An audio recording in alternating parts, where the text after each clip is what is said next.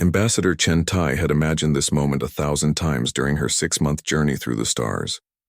She had pictured grand halls filled with alien dignitaries, welcoming speeches, perhaps even a celebration of humanity's arrival on the galactic stage. What she found instead was a room that felt more like a courtroom than a council chamber.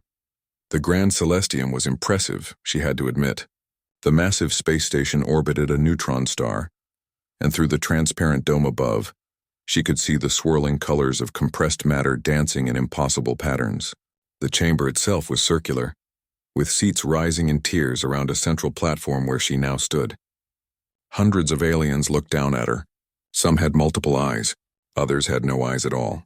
A few didn't even have bodies she could recognize, existing as clouds of gas or geometric patterns of light. At the highest tier sat Praetor Velshan, the crystalline being refracted light in rainbow patterns across the chamber walls. Chen had read that Velshan had led the Galactic Council for 3,000 years. 3,000 years.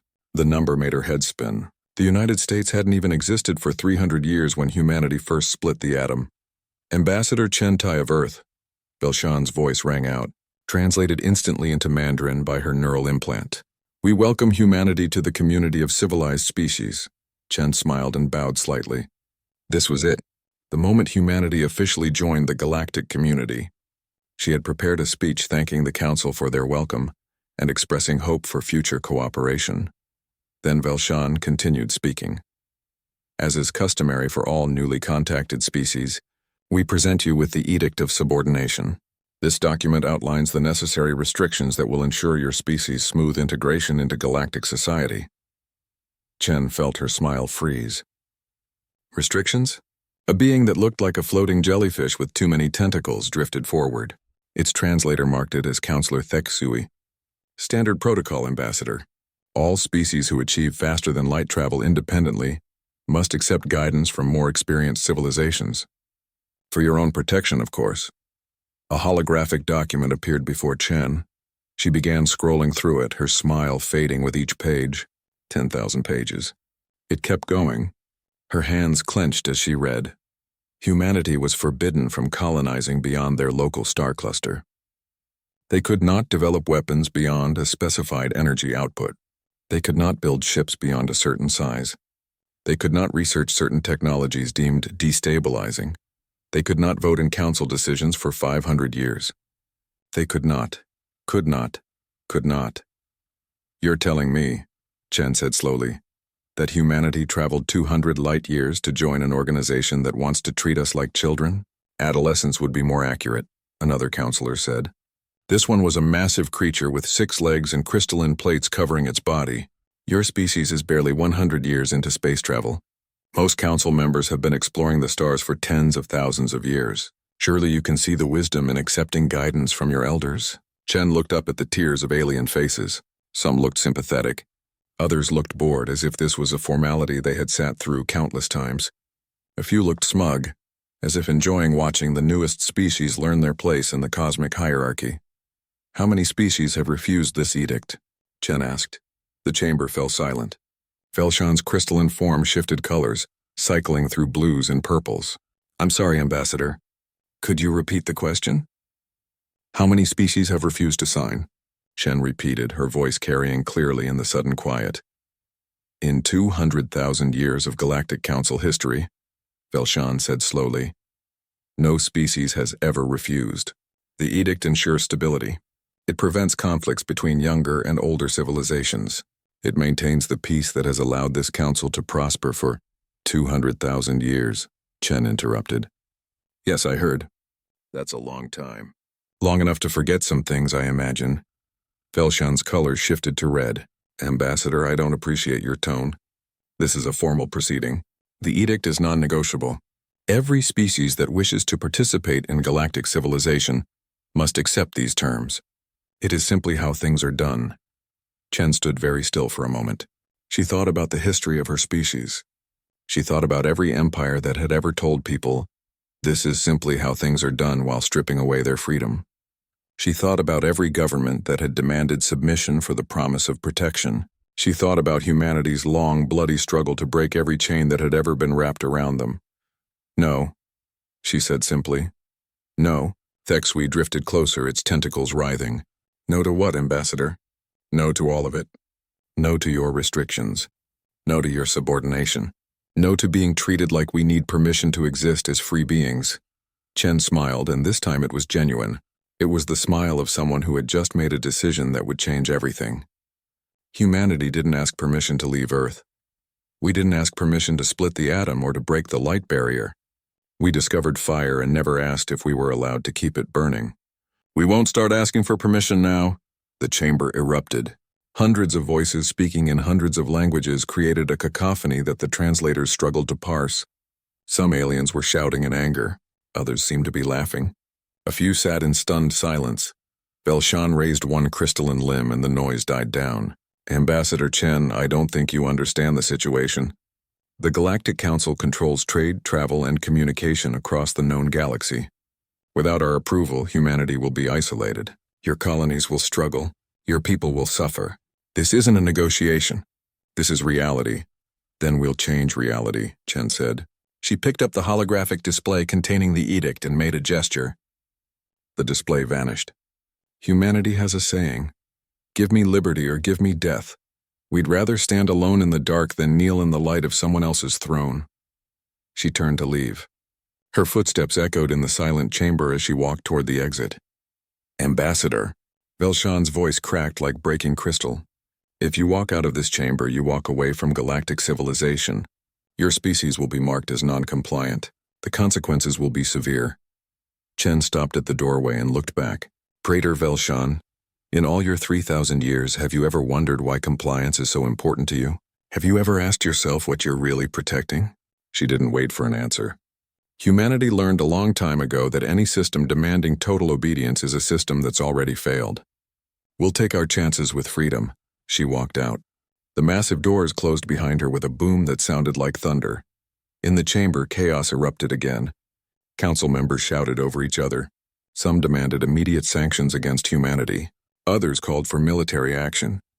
A few sat quietly, wondering if perhaps the small species from Earth had a point. Velshan said nothing. The ancient being simply stared at the closed doors, cycling through colors that indicated deep thought and something that might have been the crystalline equivalent of unease. In 200,000 years, no one had ever walked away. In 200,000 years, no one had ever suggested that the Council's authority wasn't absolute. A junior counselor approached Velshan cautiously. Praetor, what should we do? Velshan was quiet for a long moment. I don't know, the ancient being finally admitted. I genuinely don't know. Outside the Celestium, Chen-Tai boarded the human shuttle that would take her back to the diplomatic ship, waiting at the edge of Council space. Her hands were shaking, but her jaw was set. She opened a communication channel to Earth. This is Ambassador Chen-Tai, she said. Negotiations have concluded. We have rejected the Council's terms. Recommend we proceed with Plan B. There was a pause. Then the voice of the Secretary General came through, calm and determined. Understood, Ambassador. Plan B is approved. Welcome home. Chen smiled as the shuttle accelerated away from the Celestium. Behind her, the jewel of the Galactic Council grew smaller. Ahead of her, somewhere in the vast darkness between stars, humanity waited. They had been waiting a long time to stand on their own. They could wait a little longer. The game had changed. And humanity had just made the opening move. The news spread through human space like wildfire through dry grass. Ambassador Chen-Tai had walked out of the Galactic Council. She had refused their terms. She had told beings who had ruled the stars for 200,000 years that humanity would not bow. Captain Marcus Webb watched the video feed for the 5th time aboard the bridge of the UHSS Defiance. His crew stood around him, their faces showing everything from pride to fear to excitement.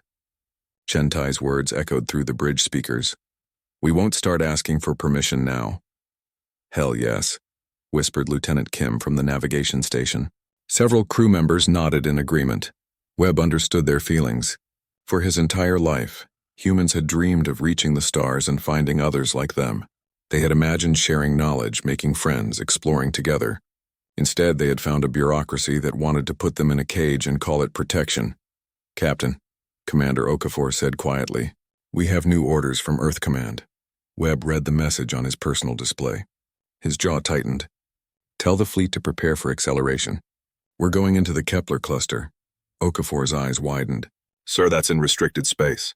The Council specifically forbade colonization beyond our local group. The Council can forbid whatever they want, Webb said. We're not part of their club anymore. Helm set course for the Kepler cluster. Maximum burn. We're going to establish forward base Armstrong, and we're doing it now before they can organize a response. The Defiance and her sister ships turned away from Council space and accelerated into the darkness. Behind them, they left only the signature of their fusion drives burning bright against the cosmic background. 3 weeks later, forward base Armstrong was taking shape on the surface of a moon orbiting a gas giant. The moon was rich in rare metals and helium-3. The location was strategic, sitting on a major trade route that the Council used to move goods between sectors. Webb hadn't chosen it by accident. If they want to tell us where we can and can't go, he had told his senior officers, we're going to make them come out here and say it to our faces. The Council didn't make them wait long. Webb was in the command center reviewing construction progress when the alarms went off. Multiple contacts, the sensor officer called out. 37 ships dropping out of FTL, distance 2 million kilometers and closing. They're broadcasting on all frequencies. Let's hear it, Webb said. The message came through in standard Galactic, translated by the base computer. The voice was harsh, clicking, aggressive. Attention human vessels. This is Commander Rakthar of the Talvek Enforcement Fleet. You have violated Galactic Council directives by establishing unauthorized presence in restricted space. You will dismantle your facilities and withdraw immediately. You have 1 standard hour to comply. Failure to comply will result in forced removal and destruction of your installations. Webb looked around the command center. Every face turned toward him, waiting. These were good people. Scientists, engineers, soldiers. They had families back on Earth, on Mars, on the lunar colonies. They had followed him out here because they believed in what humanity was doing. Now he was about to make a decision that might get them all killed. Send a response, Webb said. Text only. The communications officer nodded. Ready, sir. Commander Rakthar. Webb dictated slowly. This is Captain Marcus Webb of the United Human Star Forces. We have established forward base Armstrong on this moon. Because it is unclaimed territory and we have the right to do so, we recognize no authority that we did not consent to. We will not be withdrawing. If you attempt to remove us by force, we will defend ourselves. Webb out. The command center was silent. Then Lieutenant Kim spoke up. Sir, they're probably going to attack us now. Probably, Webb agreed. Battle stations. Launch all drones. Spin up the point defense grid. Get every civilian into the shelters. And somebody get me a damage estimate. I want to know how long we can last. The answer, according to the tactical computer, was not very long. The Talvek had 37 warships. The humans had 4 destroyers, 2 frigates, and the partially completed base defenses. The Talvek had been fighting in space for 50,000 years. The humans had been doing it for less than a century, but the tactical computer didn't account for everything. It didn't account for the fact that humanity had learned warfare in the gravity wells of Earth, where every advantage had to be earned and every mistake was fatal. It didn't account for human creativity, human stubbornness, or the simple fact that humans had evolved as predators who never gave up once they locked onto prey. The Talvek came in confidently. Their formation was textbook perfect, designed to overwhelm the human position with concentrated firepower. They probably expected the humans to surrender once they saw the odds. Instead, the humans struck first. Webb had positioned cargo containers filled with rocks in orbit around the moon. When the Talvek fleet entered weapons range, the containers detonated, launching millions of fragments at significant fractions of the speed of light. The Talvek shields absorbed most of it, but 3 ships were damaged by impacts with larger chunks.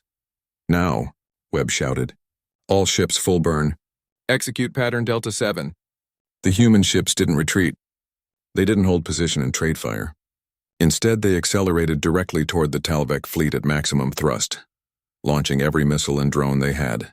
The tactical doctrine called it closing the gap. Military history called it a charge. Commander Rakthar must have been stunned. No sane commander charged into a fleet 10 times their size, but the Talvek commander recovered quickly and ordered his ships to concentrate fire on the approaching humans. That was exactly what Webb wanted. While the Talvek focused on the charging ships, they didn't notice the drones that had been quietly drifting through the debris field, masked by the radiation and wreckage. The drones were simple, stupid machines. Each one had a nuclear warhead and enough fuel for one high-speed burn. 27 drones activated simultaneously. They burned hard toward the Talvek fleet. The Talvek point defense took out most of them, but 6 got through.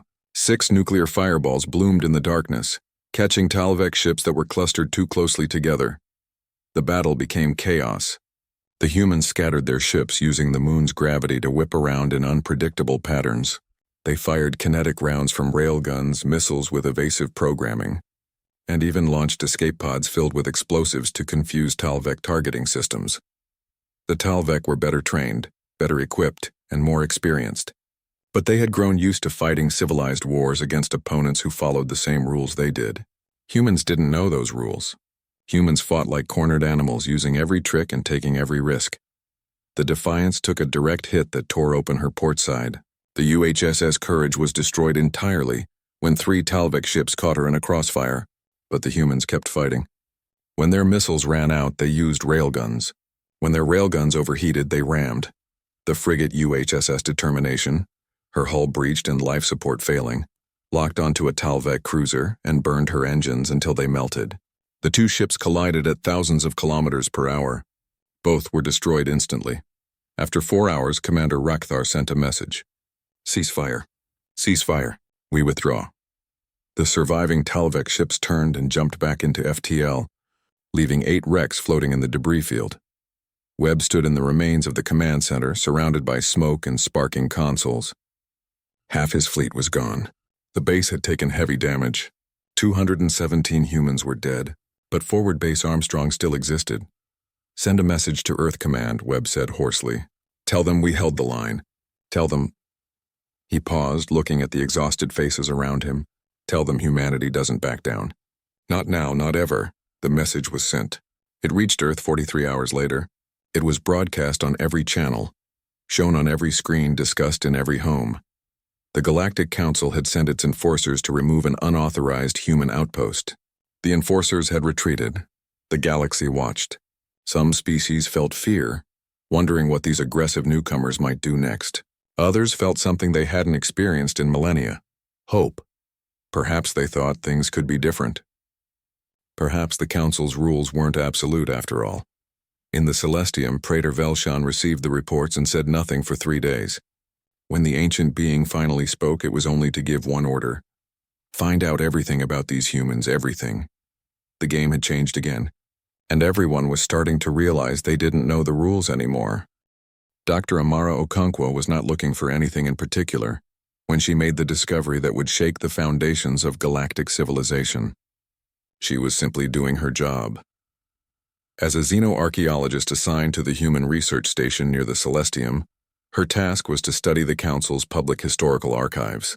These vast digital libraries contained 200,000 years of galactic history, all technically available to any species that wanted to access them.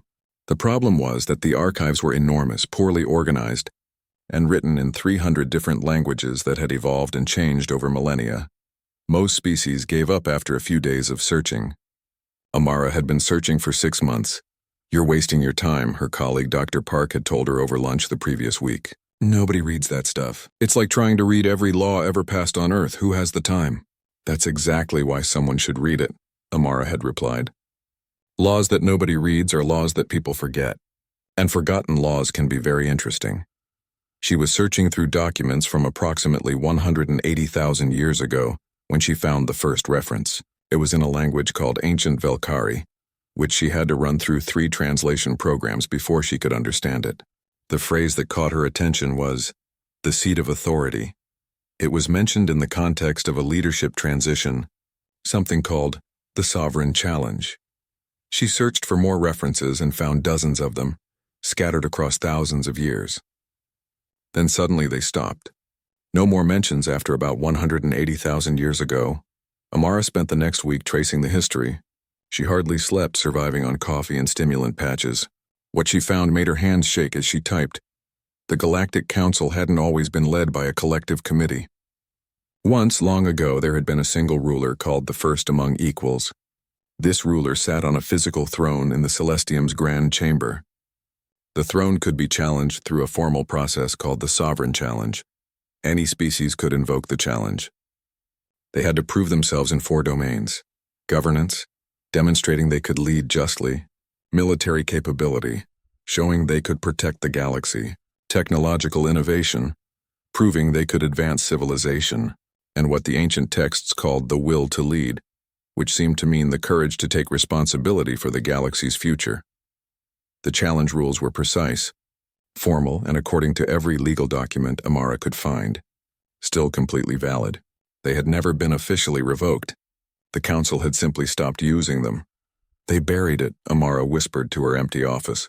They just stopped talking about it and hoped everyone would forget. She checked the throne's current status. It still existed, sitting in a chamber adjacent to the main council hall. It was listed in the station directory as Historical Monument 447B. No one had sat on it in 180,000 years. Amara sent her research to Earth immediately, flagged as priority. The response came back within hours. Return to Earth, bring everything. Tell no one. 3 weeks later, Amara stood in a secure conference room deep beneath the United Nations complex in Geneva. Around the table sat the most powerful humans in known space: the Secretary General, military commanders, intelligence directors, and Ambassador Chen Tai herself. Show them, the Secretary General said. Amara activated the holographic display. Ancient text appeared, cycling through translations. Images of the throne, legal documents, historical records. She walked them through everything she had found. The Council has no legal authority to restrict us, she concluded. They've been enforcing their rules through tradition and intimidation, not actual galactic law. The sovereign challenge is still valid. Any species can invoke it, and if they win, they can restructure how the entire galaxy is governed. Admiral Webb, promoted after his defense of Forward Base Armstrong, leaned forward. What happens if we invoke this challenge and lose? We're already in a cold war with the Council, Chen Tai said. Losing wouldn't make things much worse. But winning? She smiled. Winning changes everything. We're not trying to rule the galaxy, the Secretary General said firmly. That's not who we are. No, Chen agreed. But we can free it. The Council has been holding back technological development for millennia. They've been suppressing species, forcing compliance, maintaining order through fear. We can break that system. How? Someone asked. Chen's smile widened. We beat them at their own game. We invoke the sovereign challenge. We prove we're better in every way they claim authority. And when we win, we dissolve their power structure and replace it with something better. The vote was unanimous. 1 month later, Ambassador Chen Tai requested a formal audience with the Galactic Council. Praetor Velshan granted it, probably curious about what the troublesome humans wanted now. Chen walked into the council chamber with Dr. Okonkwo at her side, carrying a data storage device that contained her complete research. The chamber was fuller than last time. Word had spread that the humans were going to address the council, and representatives from hundreds of species wanted to watch. Praetor Velshan, Chen said, her voice carrying clearly through the vast space. I come before this council to formally invoke the sovereign challenge as granted by the founding charter of galactic governance. Subsection 47, Article 12, established in the year that you call First Dawn. The chamber fell completely silent. Even the translation system seemed to pause in shock. That's not possible, Councillor Thexui said, tentacles writhing in agitation. The sovereign challenge hasn't been used in 180,000 years, Chen finished. Yes, but it was never revoked. The law still stands, and humanity invokes it now. Velshan's crystalline form cycled through colors rapidly, a sign of deep disturbance. The sovereign challenge is an archaic tradition. It has no place in modern galactic governance. Then you should have formally revoked it, Chen said sweetly. But you didn't, you just stopped talking about it. You buried it in 200,000 years of archives and hoped nobody would go looking. Unfortunately for you, humans are very good at digging up things that people want to keep buried. This is absurd, another counselor shouted. The council will not recognize this challenge. Careful, Chen interrupted. This entire proceeding is being broadcast on open channels. Every species in the galaxy is watching right now. You claim authority over 847 species based on 200,000 years of precedent and tradition. You enforce rules through appeals to ancient law. You can't suddenly ignore those same laws when they become inconvenient. Either galactic law matters or it doesn't. Which is it? Velshan was silent for a long moment. The ancient being knew a trap when it saw one. If the council rejected the challenge, they admitted their authority was based on force alone, not law. If they accepted it, they risked losing everything. "What are your terms?" Velshan finally asked. "The traditional terms," Chen said. "4 trials. Governance, military capability, technological innovation, and will to lead. Each trial will be judged by neutral observers from species not aligned with either the Council or humanity. If we fail even one trial, we withdraw our challenge and accept Council authority. If we succeed in all 4 trials, the current Council structure is dissolved and replaced with a new system based on consent rather than coercion." "And what system would that be?" Velshan asked. "We call it the Compact of Free Stars," Chen said. "A voluntary federation where species choose to cooperate rather than being forced to obey. No central authority making decisions for everyone. No restrictions on technological development. No junior and senior species. Just equals, working together because they want to, not because someone makes them." Murmurs spread through the chamber. Some sounded excited. Others sounded afraid. Change always brought both reactions. "This is madness," Councillor Thexui said. "Without central authority, there would be chaos. Wars, conflicts, disaster. Maybe," Chen admitted. "Or maybe there would be freedom, innovation, and progress. Maybe species would surprise you with what they can accomplish when you're not holding them back. There's only one way to find out." Velshan looked around the chamber at the faces of the other councillors. The ancient being saw fear there and uncertainty, but also something else. Curiosity. After 200,000 years of stability, something new was happening. "Very well," Velshan said. "The Galactic Council accepts humanity's sovereign challenge. Let the trials begin." The chamber erupted in noise. Some species cheered. Others shouted in protest. A few simply sat in stunned silence. Chentai smiled and walked out of the chamber with her head high. Behind her, Dr. Okonkwo followed, trying not to look as terrified as she felt. "Did we just challenge an ancient galactic empire to a series of trials that will determine the future of civilization?" Amara whispered. "Yes," Chen said calmly. "Yes, we did. Are we going to win?" Chen stopped and turned to look back at the Celestium. Somewhere in there was an empty throne that had been waiting for 180,000 years. "We're going to give them the best fight they've ever seen," Chen said. "And then we're going to show them that the throne should stay empty, because nobody deserves to rule the galaxy." The Celestium had never seen anything like it. 847 species sent representatives to witness the Sovereign Challenge trials. Some came to support humanity. Others came to support the Council. Most came simply to watch history being made. The first trial was governance. It would be judged by a panel of neutral observers from 5 species that had no strong ties to either the Council or humanity. The trial would take place in the Grand Chamber, broadcast live across the galaxy. Praetor Velshan spoke first. The ancient crystalline being's voice was calm, measured, confident. "The Galactic Council has maintained peace for 200,000 years. In that time, no major wars have been fought. No species has been exterminated. No worlds have been destroyed by conflict. We have provided stability, order, and safety. These are not small achievements." The being paused, letting the words sink in. "We understand that some species chafe under our guidance. They see our restrictions as limitations rather than protection. But ask yourselves, would the galaxy be safer if every young species could develop weapons of unlimited power? Would there be peace if there were no rules about territorial expansion? Would there be order without authority?" Velshan continued for another hour, presenting data on conflict resolution, trade regulation, and technological management. The presentation was impressive, professional, and backed by 200,000 years of history. Then it was Chen Tai's turn. She stood alone on the central platform, looking small compared to Velshan's towering crystalline form. But when she spoke, her voice carried just as clearly. "Praetor Velshan spoke of peace," Chen said. "But let me ask you all a question.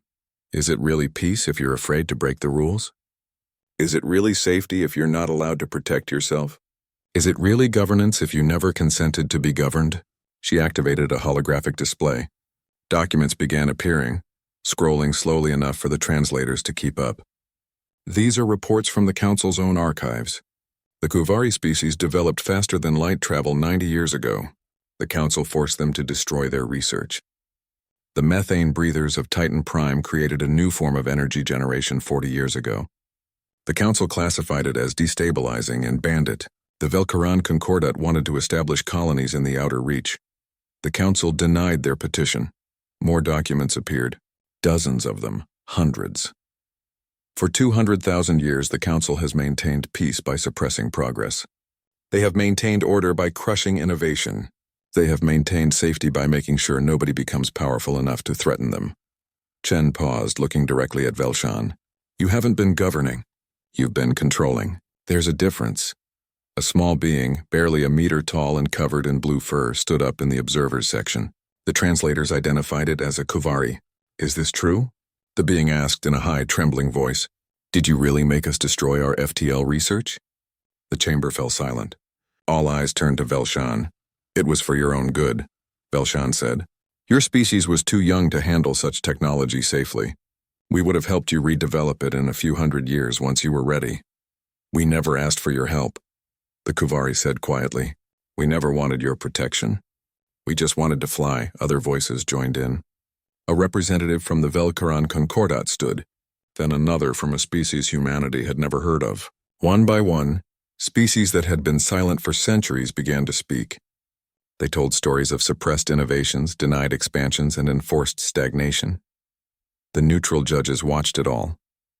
When the trial concluded, they deliberated for 3 hours. Their verdict was unanimous.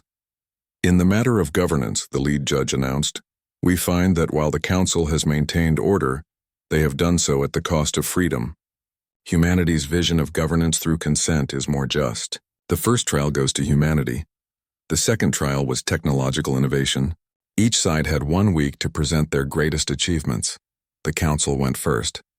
They showed technology accumulated over 200,000 years. Matter replicators, gravity manipulators, medical devices that could cure almost any disease, ships that could cross the galaxy in weeks, energy systems that could power entire worlds. It was impressive. It was overwhelming. How could humanity, barely a century into space travel, possibly compete? Then humanity presented their innovations. These are technologies we developed in the last 50 years, Admiral Webb explained, without Council guidance, without Council restrictions, without asking permission. The first display showed Earth's quantum entanglement communication system. Instant communication across any distance, Webb said. The Council told us this was impossible. We did it anyway. The second display showed humanity's medical nanites. These machines can repair cellular damage at the molecular level. They've extended human lifespans by 40 years. The Council banned similar research as too dangerous. We proved it could be done safely. The third display showed human fusion drive technology. Our engines are 30% more efficient than Council standard designs. We achieved this because we weren't limited by Council restrictions on experimental physics. Webb continued. FTL technology developed in 30 years instead of 1,000. AI systems that could assist without controlling. Genetic therapies that could cure diseases the Council had given up on. Agricultural techniques that could feed billions. Every one of these innovations was developed independently, Webb concluded. Every one was achieved by a species the Council wanted to restrict. Imagine what we could have done with cooperation instead of limitation. Imagine what every species could do if you stopped holding them back. The neutral judges didn't even need to deliberate. The second trial went to humanity. The third trial was military capability. Neither side wanted to fight a real war, so they agreed to a simulation. The Council's best fleet commanders against humanity's finest. The simulation was complex, modeling everything from logistics to tactics to crew morale. The Council fielded forces based on 50,000 years of military experience. Humanity fielded forces based on less than a century. The simulation ran for 6 hours. It was brutal, with both sides taking heavy losses. The Council forces were professional, disciplined, and experienced.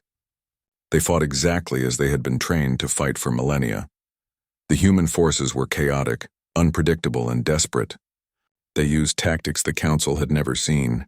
They broke rules that weren't even rules, just assumptions about how warfare worked. They won through audacity and creativity rather than experience. When the simulation ended, both fleets were shattered. But the humans had achieved their objective while the Council forces had not. How? One of the council commanders asked, genuinely confused. We had superior numbers, better equipment, more experience. How did you win? Admiral Webb smiled. Because you fight to maintain order. We fight to survive. Those aren't the same thing. The third trial went to humanity. The fourth trial was the will to lead. Each side had to present their vision for the galaxy's future to the assembled species and convince them it was worth following. Praetor Velshan spoke with the weight of 200,000 years behind every word. The council offers stability.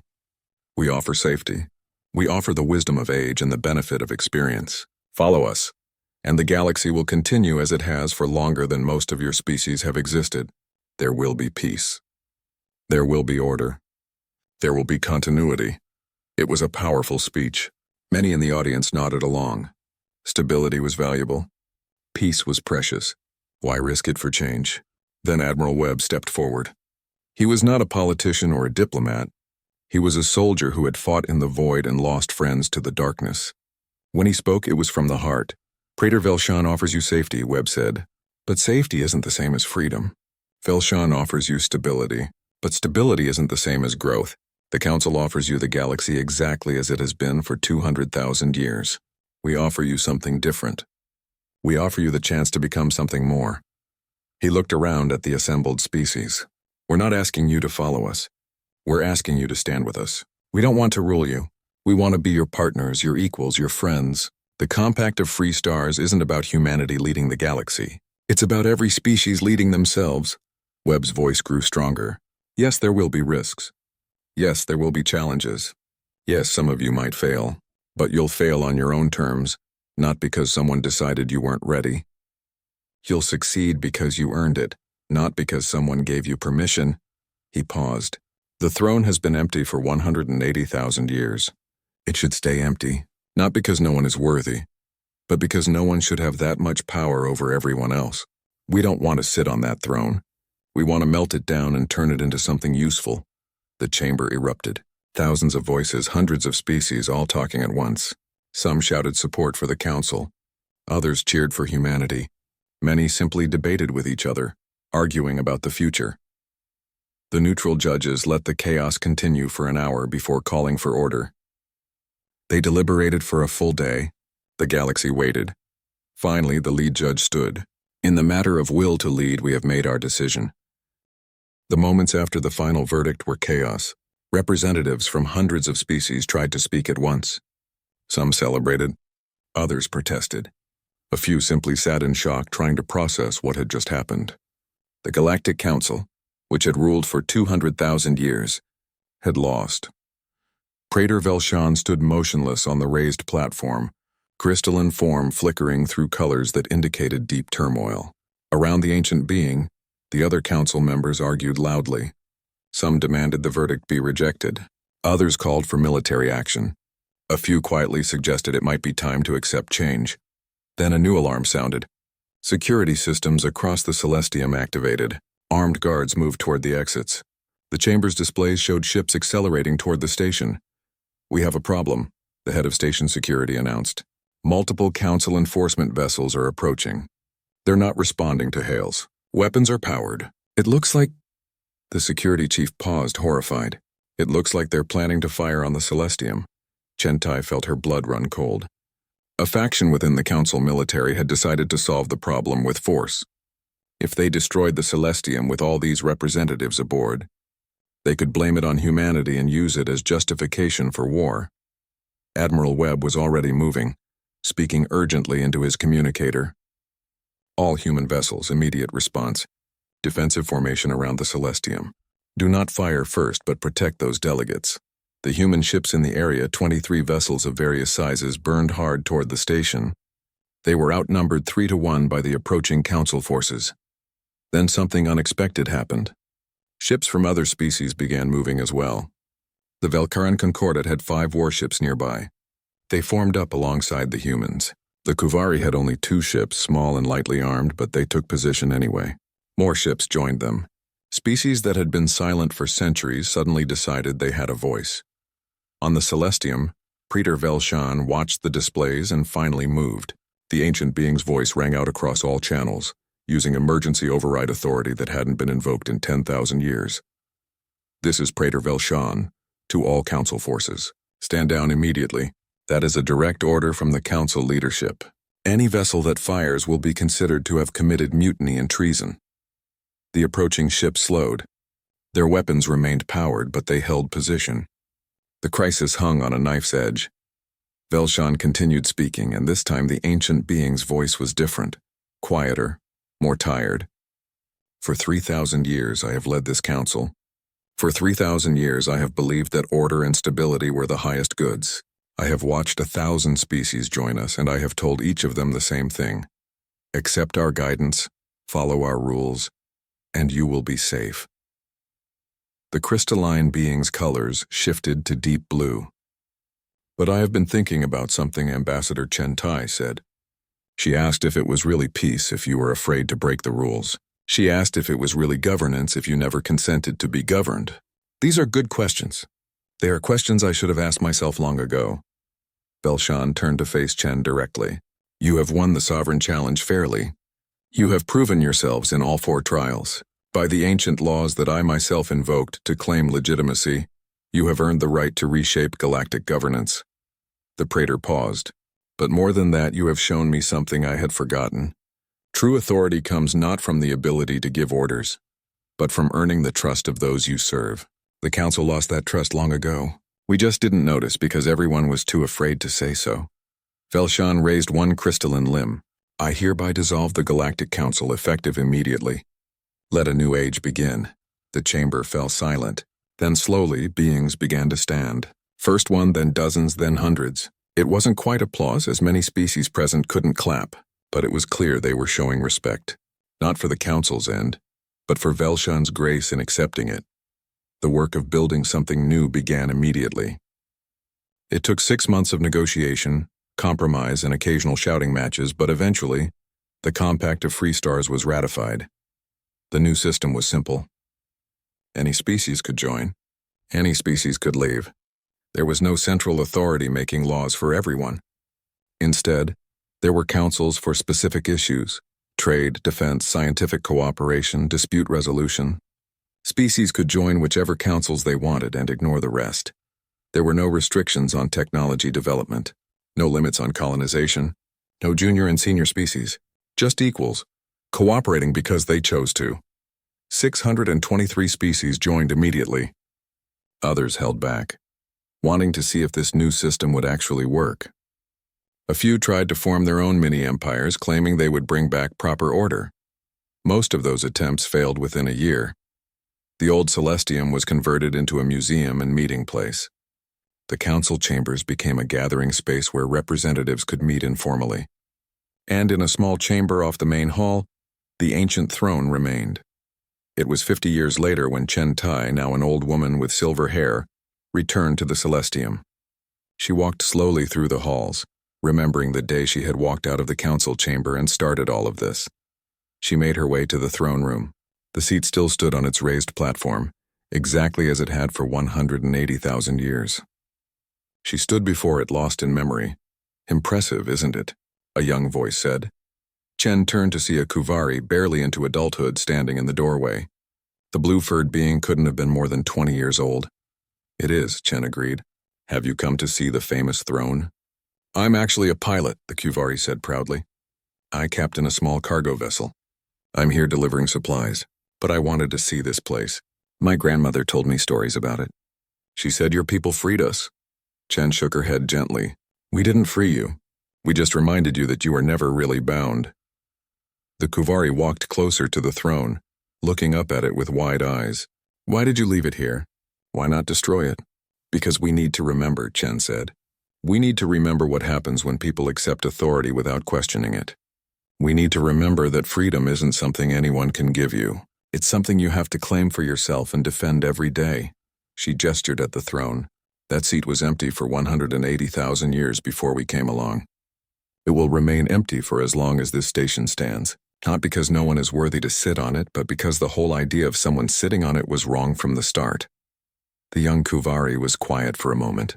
My people haven't had our own space program for very long. Sometimes it's hard. Sometimes we make mistakes. My grandmother says it was easier when the council told everyone what to do. It probably was easier, Chen admitted, but easy isn't always better. Your people are flying ships you built yourselves. You're exploring stars you chose to explore. You're making your own mistakes and learning from them. That's worth the difficulty. She smiled at the young pilot. How many worlds have you seen? 17, the Kuvari said proudly. Next year I'm going to try for a route into the outer reach. Nobody from my species has gone that far. That's wonderful, Chen said. You'll be a pioneer, just like your people were when they first developed FTL travel, before anyone tried to stop you. The Kuvari looked at the throne again. Did you ever want to sit on it? Even just to try? Chen laughed. Not even once. I've spent my whole life fighting against people who thought they had the right to tell others how to live. Why would I want to become one of them? She turned to leave, then paused. Humanity didn't come to the stars to rule anything. We came because we wanted to see what was out there. We wanted to meet people like you, see new worlds, learn new things. The whole point was freedom, for us and for everyone else. As they walked out together, Chen took one last look at the empty throne. Somewhere out there, Admiral Webb was exploring uncharted space with a mixed crew of humans and aliens. Dr. Okonkwo was on a distant world, digging through the ruins of a civilization that died out before Earth even had life. Millions of ships from hundreds of species were flying through the void, going wherever they wanted, doing whatever they chose. The galaxy was messier now. There were disputes, arguments, and occasional conflicts, but there was also innovation, exploration, and freedom. Species that had been silent for millennia were finding their voices. Technologies that had been suppressed were being developed. The whole galaxy was waking up after 200,000 years of controlled sleep. Chen smiled as she stepped into the corridor. Behind her, the throne room door sealed with a soft hiss. The lights dimmed automatically, leaving the ancient seat in shadows, empty, as it should be, as it always should have been. Because humanity had never needed permission to reach for the stars. And neither had anyone else. They just had to remember that. The galaxy belonged to everyone brave enough to claim their piece of it. And now, finally, everyone was starting to remember what bravery felt like. The empty throne remained, a monument to the simple truth that had freed them all. No one had the right to rule the stars. The cosmos belonged to those who dared to reach for it, permission or not.